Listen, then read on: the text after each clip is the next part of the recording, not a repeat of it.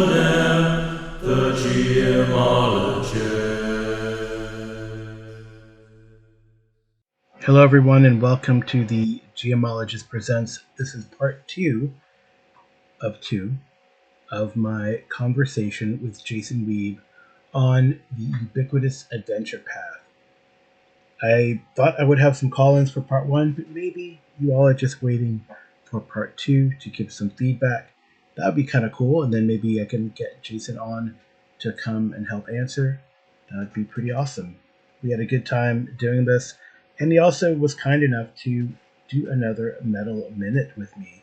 So that'll be at the end of the show, but the majority of it is part two of the conversation we had on the adventure path. So enjoy. Talk to you soon.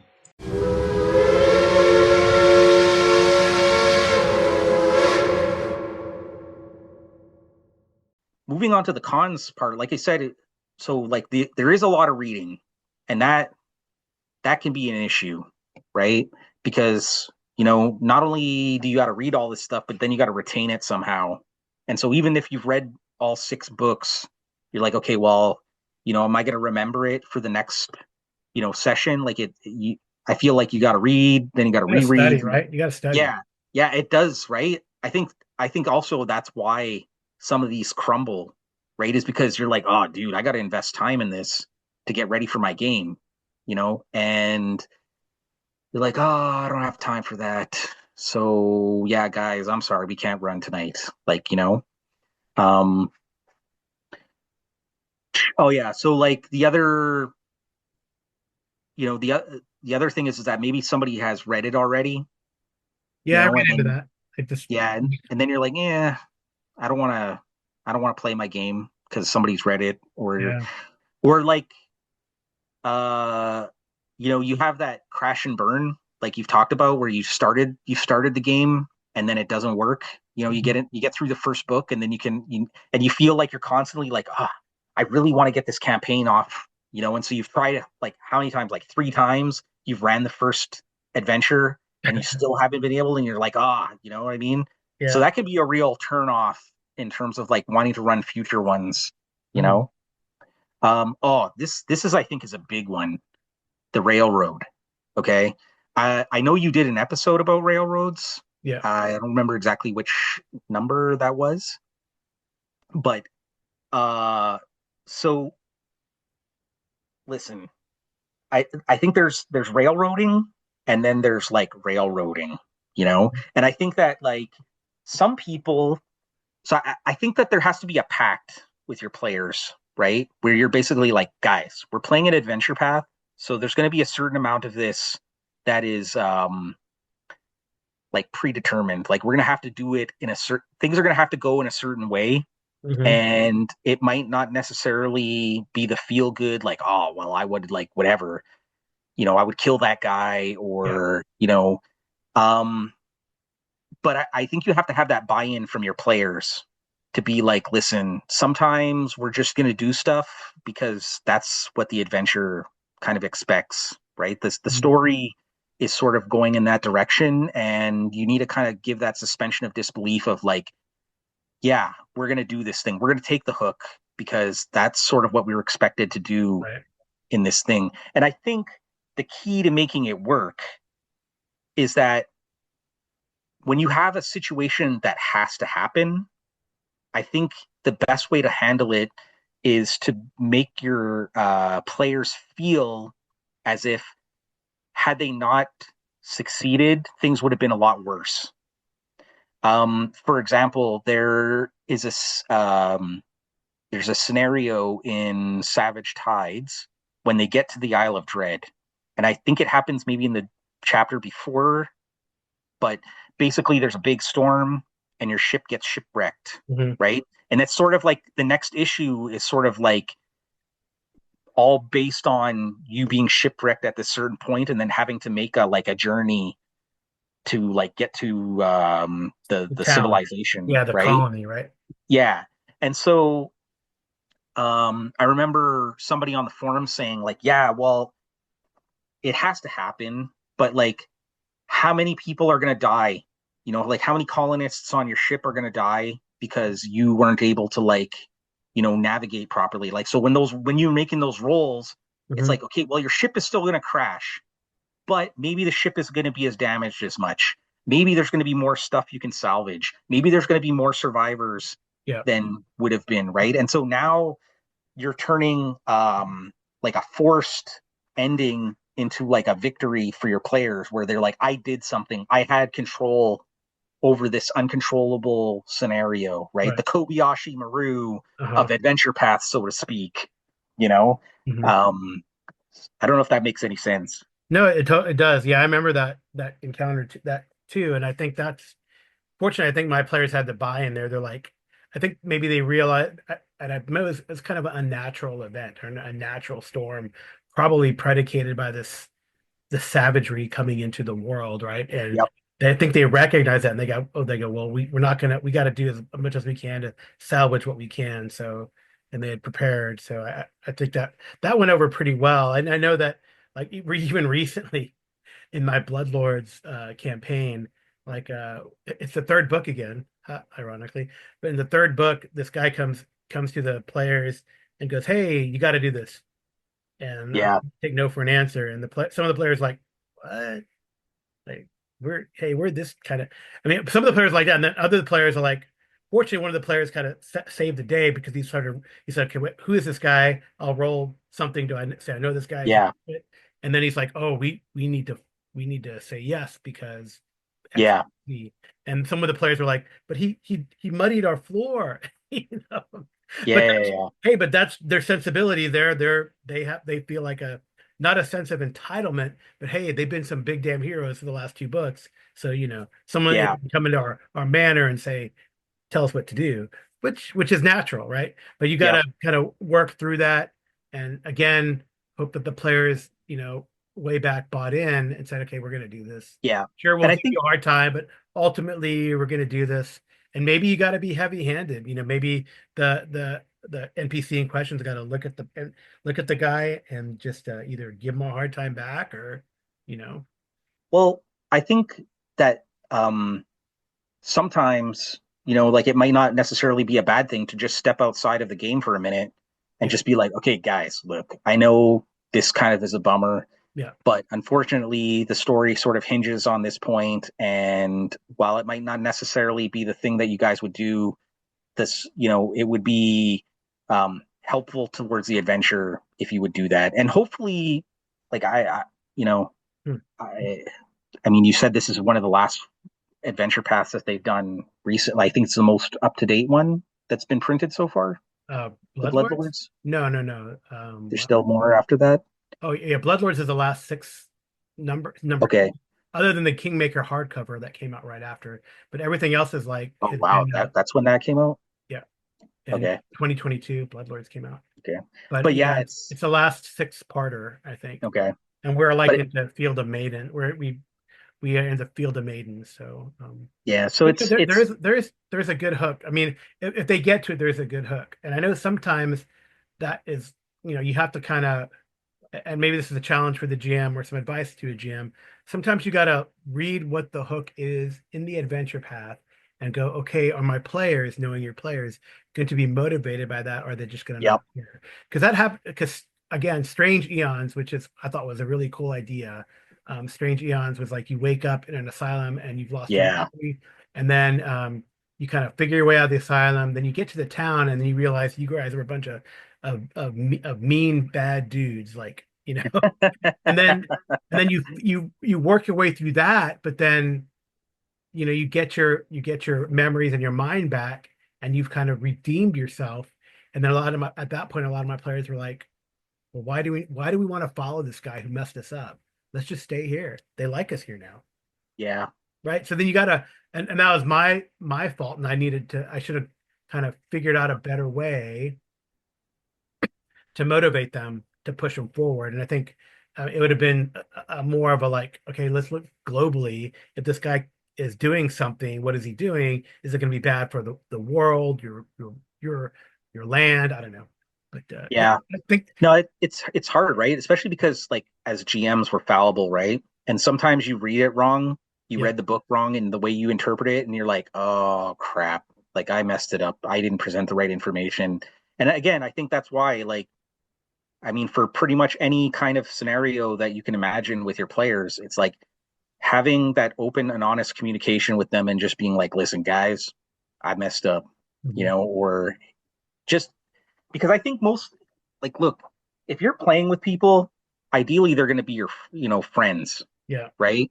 And if they're your friends, then they're going to understand that, like, hey, Jason and Carl are just regular people, and they make mistakes, and like this is a game. It is a game. We're telling a story here, Mhm. and like that's cool. We can. Yeah, I mean, how many times have you had stuff happen and we're like, oh, I think we got to retcon this, you know? And it's like, listen, that's not a bad thing. It's like again, I think there's these certain things where it's like, oh, I need to run the perfect game, and you're never gonna, And I think maybe that's why some of these campaigns crash. It's because Yeah. you had these expectations of your game going a certain way, and then your players made characters, and you said yes to that one weirdo where you were like, I know I shouldn't have said yes to that guy, but I didn't want to say no because I didn't want to be a bad guy because he really wanted to play that character. Like I started running Giant Slayer, Yeah. and I told my players, I said, listen, guys, orcs and half orcs are like a big thing in this game, like in this campaign. There's a lot of like stuff going on, and there's a lot of racism towards orcs and half orcs. And one of my players insisted, like, I want to be a full-blooded orc, and I couldn't.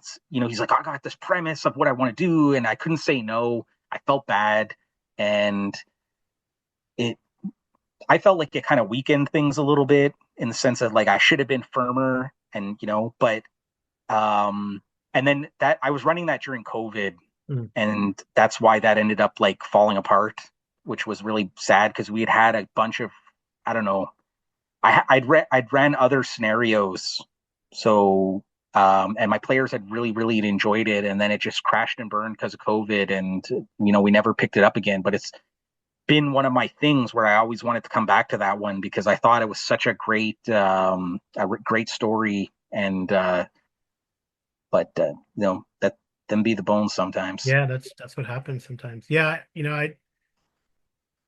I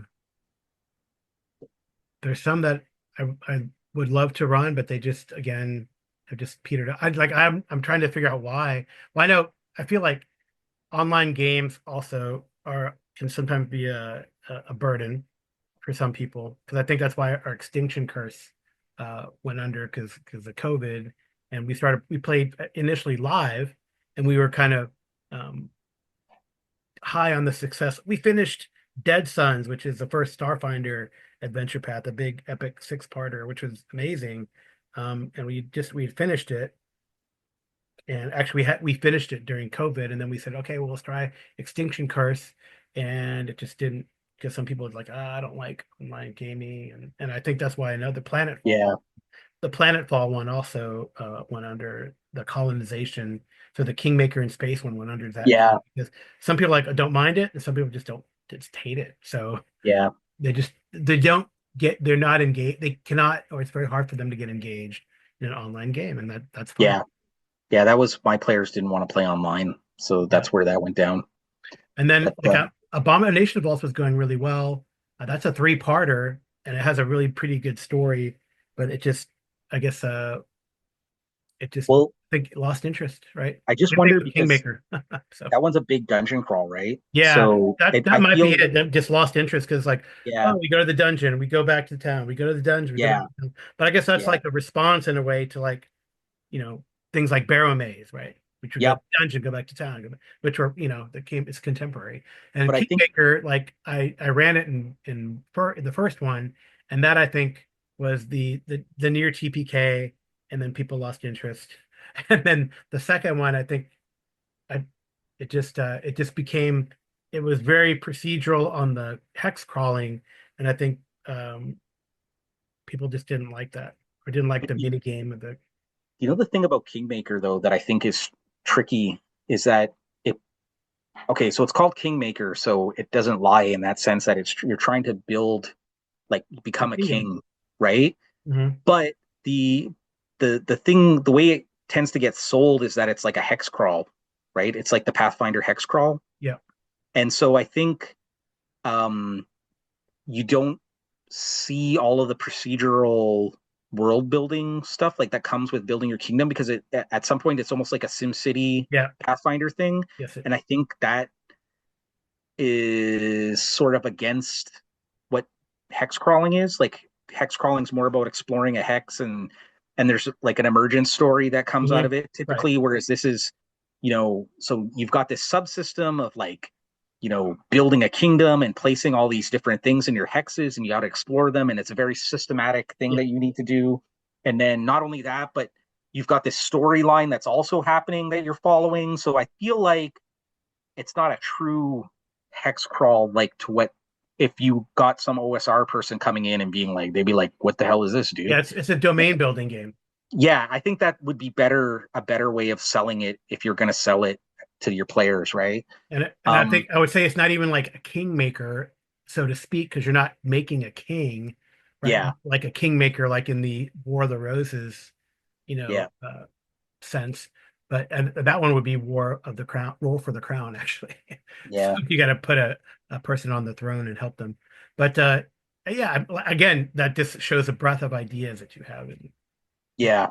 these 47, 50 adventure paths, right? Yeah. So my final con is that it's kind of like Pathfinder is like what I would call fight D&D, right? And so like I tried taking a lot of like these 3.0, 3.5 Pathfinder adventures and like porting them over into like Shadow Dark or OSE or something like that. And my experience has been even when the recent one that I did with like taking the stuff for Traveler and stuff like that, it seems like the encounters, and maybe I'm wrong on this because I haven't read the newer stuff, but it seems to me like everything is predicated on a battle, right? Every encounter is like a fight, And I distinctly remember having a conversation when we were playing Shackled City, Yeah. where it was like, oh, well, we can negotiate with these guys. And one of the players was like, why would we do that? I'm like, yeah, we'll get past and get the experience and everything for like negotiating through this encounter. Yeah. But what about all the magic and the treasure that we're not going to get? Like we can beat the shit out of this guy and take his stuff, and we're going to be way better off than if we didn't. And I was like, that's a fair point. Like I remember having detailed sheets of like treasure that we would haul out, like every sword, every piece of armor. Wow. Like we would, yeah, our group, and maybe that was just specific to our group, but yeah, so it just feels like obviously you don't need to play it that way, right? And then maybe not having to get like not being so reliant on, because I'm not sure with Pathfinder 2 about like in terms of treasure and magic and stuff like that, but if you're not so reliant on getting those things to like keep your character at the appropriate level, because like we had one player who had mapped his character out all the way up to level 20. Wow. Like literally had written down, at this level I'm going to take this feat, at this level I should have this much treasure, right? And so I can buy these things, or these are the items that I need to like maximize my character's efficiency. Mm-hmm. And that was probably one of the things that really turned me off from playing with that particular group, was because it felt like playing a war game and on some level. And I have really found myself, and there's nothing wrong with that, but I found myself turning more to like, I enjoy the negotiation, I enjoy the role playing. I love tactical combat. Like I need, like, that's one of my frustrations with old school gaming is that I find I don't get the same satisfaction from the combats as I would from something like Pathfinder, Mm-hmm. or a similar game of that like tactical, play. And mostly it's because I find when you're playing like an old school game, it's about setting up the battlefield and taking advantage of stuff. And it's not a straight up, I walk up to the dude and smash him with my sword, right? Mm-hmm. Whereas in Pathfinder, I find it tends to be more like your character can take the hits, you move up, you do you hit them with your sword, you have some sort of special ability that you can do. You've got cool magic items that you can use. Mhm. So you could really go toe to toe with the enemies more, I find. And Mhm. that's not to say that you can't have TPKs because like especially in the low levels, Yeah, like you it's can. ridiculous. You'll die. Like I find there's a big distinction between a level one Pathfinder character versus a level one 5e character. Mhm. Like I feel like the Pathfinder character is definitely more fragile than like a 5e character. And again, that's not a knock on anything. That's just my observation. Um, so yeah, I think like if you're and you could speak to this being like playing this most recent one, but like, do you feel like that's the case that it's fight D&D? I think the early ones are, but I like we kind of had a pro in the beginning that Paizo kind of seems to learn from feedback and listen to it and learn from their mistakes because it definitely I would say if you listen to Joe's Wrath of the Righteous, right, they do negotiate or they've been kind of forced to negotiate based on the circumstances. They're not always, they do kick a lot of ass and take many names, but they do negotiate at times too when the situation calls for it. And I think early on, I would say it was mostly that, but then you get to some of these adventure paths, and I'm just kind of looking down the list here. For sure, Kingmaker has lots of negotiation things. I would say even Curse of the Crimson Throne has like all these little vignettes, and you're making allies and building factions. So they're definitely in there, and it's not just let's just take kill everyone, I would say. Right. And I would say in the new one, like I think maybe Bloodlords has done really well because it is a combination of faction play and negotiation as we pick our fights, right? Type of Yep. combat. And I think Yep. and a reason why like our Warhammer Fantasy is on the last book and the Enemy Within is because Warhammer, I think, does a great job of having that tactical combat and making meaningful decisions during combat and being rewarded for them, a lot of talents and stuff that help with the combat, but they also have like a very strong uh, skill set or skill system where you negotiate if you need to negotiate, or even some of the best moments have been sort of these Warhammer shenanigans as we call them, where it's like the Amber Wizard slash Elven Knight saying, we're not going to fight these animals. We're going to charm them and take them into our stable. Right.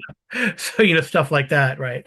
Or the them negotiating their way into like a enemy stronghold, just being silly and talking funny. It's great. It's I really enjoyed that type of game where we have a combination. And I think that's why Bloodlords has worked so far so well, because there have been some Warhammer like shenanigans, where like one of the coolest things in this last book, for one, they had it. There's a subsystem called infiltration in Pathfinder 2, where it's kind of like it's a series of challenges that build up to something where they can't take on the whole town. They can't take on this whole mining town. There's no way. Right. They'll get slaughtered. And then there's little things where they can negotiate in different places and build some reputation, make their way in. So eventually, the only fight they have is with the boss at the end.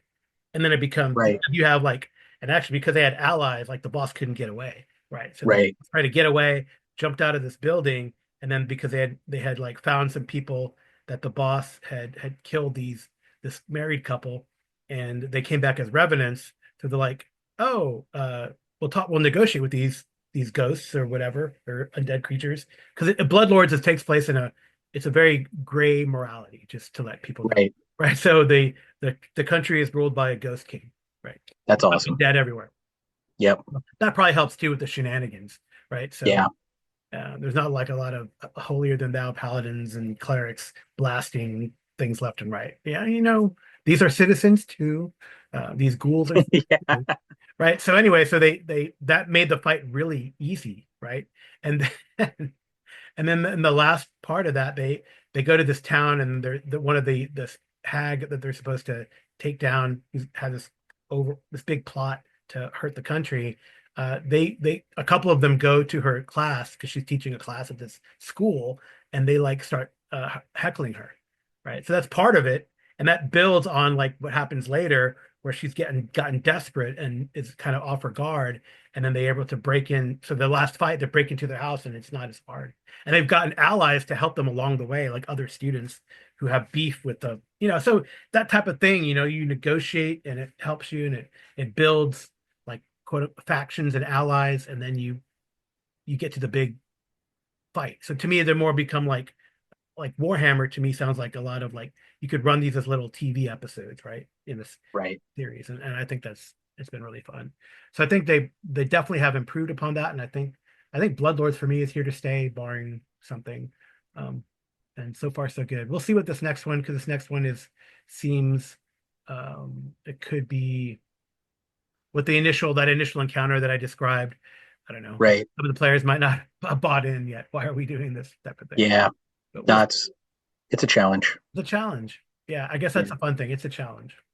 Yeah. So, I mean, that pretty much covers, like, I feel Yeah. like I've covered everything in like what we've talked in terms of like the pros and the cons Yeah. and like advice on, how I would approach these things. I think personally, so like I played like very little Pathfinder 2, Mhm. and I was a little pissed when the remaster came out, because I was like, I barely even had a chance to play the first one, even though I know there was like a significant amount of time between the two, Yeah, but right? and unfortunately, it wasn't like, so it was, the reason was more a business decision, not Yeah, we need a new edition, because I think they yeah, were fine with the last, but they just needed to wipe the OGL, right? Like really, yeah, it goes back yeah. to a point we Which made is, about an hour ago, right? yeah, yeah. But So, I think it's a good um, game. Oh, that reminds me, one of the funnest little anecdote here. One of the funnest parts, even in the second, in Extinction Curse, where they form a circus, right? The characters form like a circus troupe. They had a dance off in town. oh That was wow, awesome, right? So that's you like, could totally not fighting, right? We're gonna do a dance off. yeah, And one of the players said, "We doing a dance off?" And I go, "Yeah, I guess we're doing a dance." that's They like, hilarious. so they That's got their what is that what's that movie? Star Guardians of the Galaxy.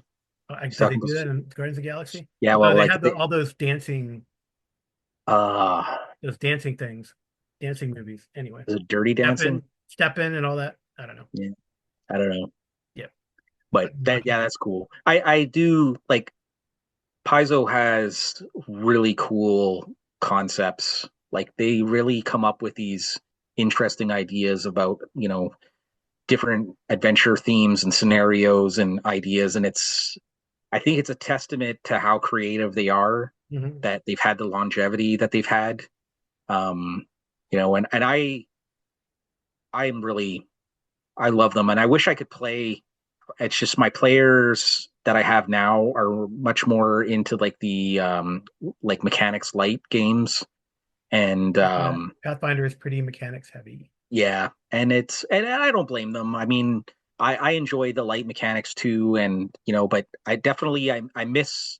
I think there's nostalgia to it of like the good old days of in my youth playing this game, and um I also think that there's like this, I forget about some of these brutal, long ass combats that we had, Mhm. that just took like one combat took like a whole 4 or 5 hour session, and you're Yeah, just like, I'm spent, and you don't even know like that. I feel like that was one of my frustrations with 3.5 at the end, and even Pathfinder didn't necessarily solve it either, but just the sheer number of abilities and the complexity of some of these villains to mhm. run.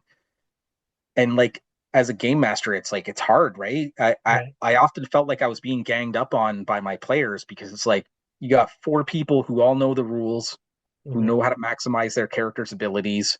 Meanwhile, every week you're presenting them these new encounters that you're just learning, like, how does that ability work? How does this happen? Oh, Right. I forgot I was supposed to do this. You're trying to manage a combat, and meanwhile you're trying to like, okay, what's the best thing for this guy to do right now? Yeah. And so And then um the players make their saving throw, and you roll a one.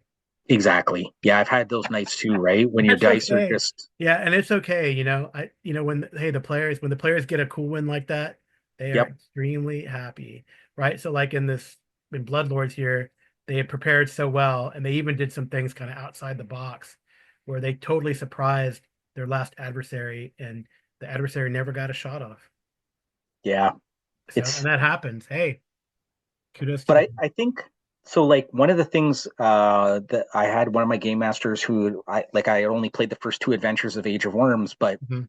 by the end of it he was burnt, and I Mhm. think part of his like burnout came from he had allowed like a bunch of different splat books to be used, and so the players had created these like super powerful, very well optimized characters, and basically he would have to buff up the encounters Mhm. every time. So he would spend hours like rewriting these monsters to like be up to the level of like the players, and then they would get more experience and more powerful, and then it was like a never ending cycle, right, where he would have to constantly be making these tougher and tougher encounters, and it was just it you know it's kind of like, how do you want to spend your time, right? Like, do you want to spend your time prepping the adventure, or do you want to spend your time working on mechanics and all that kind of stuff? And I think, especially at where I'm at in my life right now, it's like I'd much rather be doing fun stuff than doing math, because that's not my bag.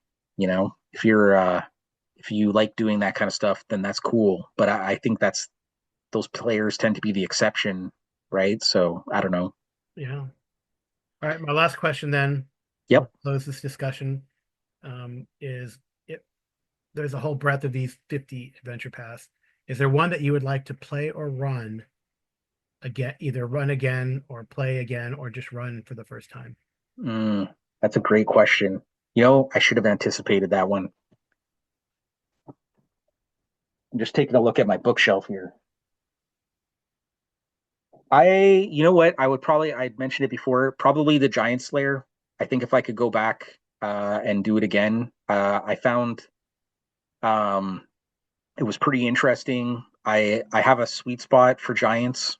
I think they're pretty cool adversaries, and what I really like is, it starts off with like orcs, and so you're sort of building up to the giants, and it kind of has that really nice progression to it.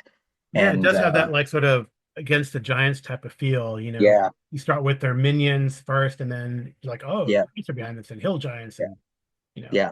And up there's to storm giants, I believe, right? So, and it starts off with the little village of Trunau, mhm. which is really well written. Like there's a lot, like you can make your players, they have a home base and they have something that they want to Oh, that's protect. neat. Yeah, that's good. So it to me it's got all those sort of elements, right, where your players are going to have some buy-in, and you've got a home base, and yeah. So I think that would probably be the one. And then I think like if I was going to do like a Pathfinder 2, I would probably do Abomination Vaults, just because I've heard it's been very considered to be very well received. Yeah, I And liked it. I mean, it's just unfortunately, time, yeah, with the players. So but that's good. It's got a good story. the other thing I like about that one is because it's based around the village of Otari. Yep. So, and it's near Absalom. Absalom. Yep. So you have that ability to like go between the big city and then the little village, and then you've got the mega dungeon, and then I feel like you would be able to like, and there's a bunch of little adventures too that are based out of that. Yeah, and In you can the always jump into their Pathfinder Society stuff has a lot of stuff that takes place in and out of Yeah, Absalom. Um, so I feel the opportunities there are pretty big for, and I think that's how I would approach an adventure path these days. Mhm. Is that I would try to approach it more as a spine of a campaign Mhm. than running it as strictly like I'm running this like set of modules, Right. right? Like this specific thing, and I would allow it to be like, my little things to come off the sides of it and support it, as opposed to being That's like a we're great just doing idea. one straight shot from beginning to the end. More of a traditional campaign. I kind of get the feeling like that was the original intention with the adventure pass, was that they were meant to be a spine, I and think so. then Like when you look at Rise of the Rune Lords, you don't necessarily, they expect you to travel between here and there. So then you run into adventure between there. They expect there to be like a time, time in between, right? So Yeah, it's not hero to zero in like 3 months, but I exactly. think a lot of people don't play it that way. So, No. but I think that I agree with that's the intention. So Yeah, so that's what I would do. yeah, I think if I can answer the question since I asked it, I think I would love to do It's your show, rain. man. Yeah, I'd love to do Rain of Winter Right? just because I like that sort of idea of Baba Yaga, going up against Baba Yaga and her machinations. And I really want to get Rasputin Must Die, written by Brandon Hodge out, to the table or the VTT at some place because I like that kind of mash of fantasy and sci-fi, and that's kind of what that is. And I think for Pathfinder 2, since we're splitting them, I think the one that's cool that I'd like to do maybe after Bloodlords or at some point in between is one called Outlaws of Alkenstar, and that Oh yeah, that looks cool. and that one blends you know, kind of your West. It's like your fantasy Western, right? Yeah, And it really highlights uh, the gunslinger rules that they have for Pathfinder. So yeah. I that's don't know why, why, like I at first I when I saw that I was like, ah, it's weird, man. But there's something about it that's kind of like, you know what? I don't know. That actually looks like it's pretty cool. look a cool Western, right? So Yeah, yeah, it looks like a Once Upon a Time in America, right? Get yeah, revenge on someone who destroyed them, or you know, yeah. No, it's very cool. Outlaw Josie Whale, not the other one, the Man with No Name stuff, right? So Yep, yep. yeah, so that's cool. Yeah. All right. Well, thank you so much, Jason, and for coming on and talking Adventure Pass and Paizo. Yeah, And man. maybe we'll That have to get together and at least maybe dive into our old dungeons and run some 3.5 or 1.5 and for see what sure, man. takes us. Yep.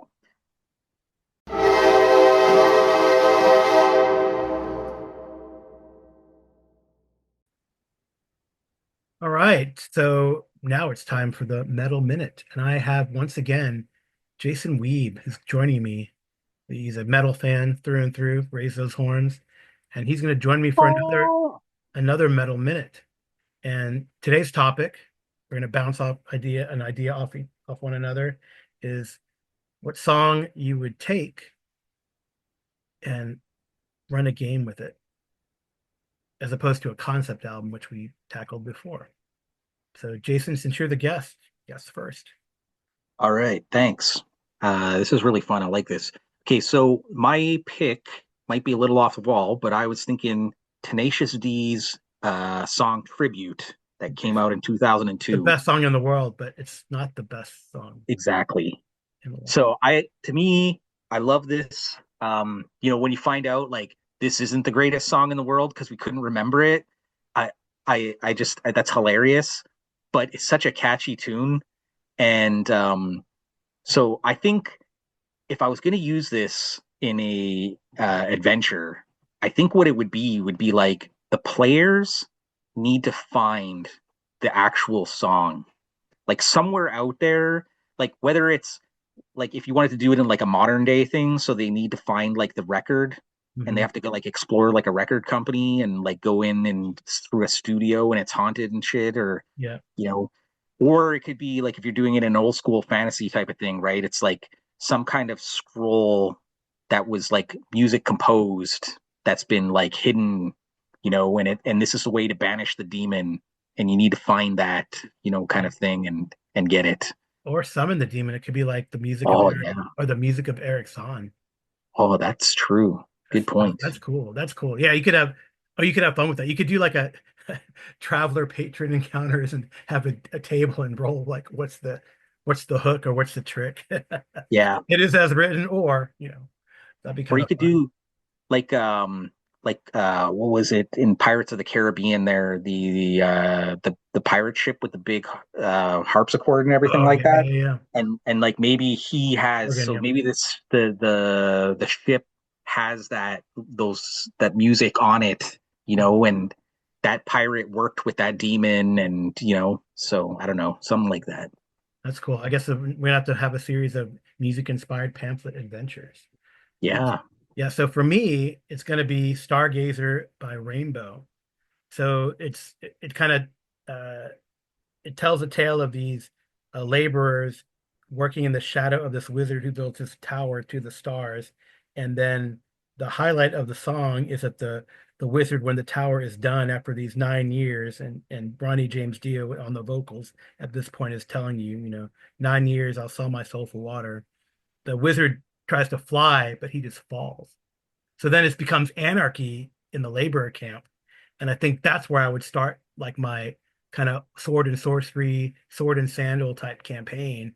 Like now you got a chance to break out, and the characters could be various. The characters could even be like a shocked apprentice of the wizard, right, holding the black book and like what the hell happened here.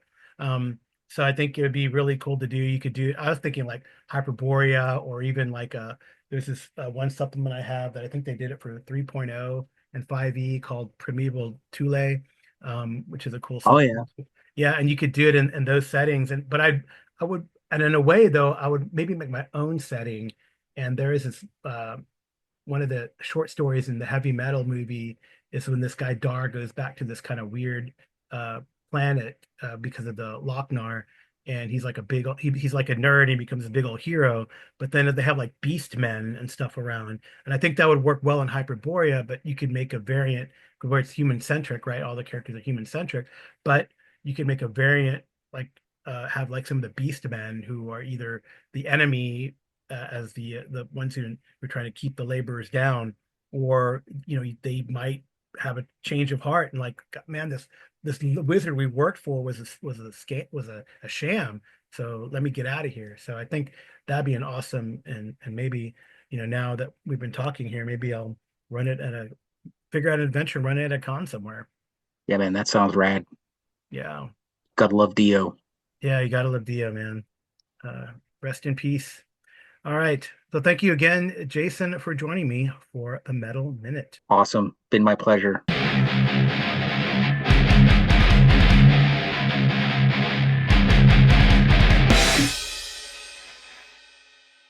All right. Thank you very much for listening. This is me here at the end in the brief outro. I want to thank Jason again for coming on the show and talking about the adventure path and giving me a couple metal minutes. I hope you enjoyed the conversation that's gone over 2 parts, and I hope to get together with Jason again soon to do something. He was so fun to play with in the game run by Shea Webster, great to talk to, and it looks like we're kindred spirits in the realms of gaming and metal brothers. Up the irons and all that. Show your horns. And yeah, it'd be great to hear what your feedback would be. You can give me a call. No, you can't give me a call, but you can leave me a voice message and send it to geomologist@gmail.com. You can leave a message on SpeakPipe. There's a link here in the show notes. Or you could just drop me a line via Discord, and I will play it on here and discuss it. I know some people also have written to me via email, and I will read that feedback as well. And I think that's it. Thank you so much, Amy, for the cover clip art. Thank you so much, our mysterious benefactor, for the intro and outro music and that clip in between. And without anything else, I will say good night and good rolling.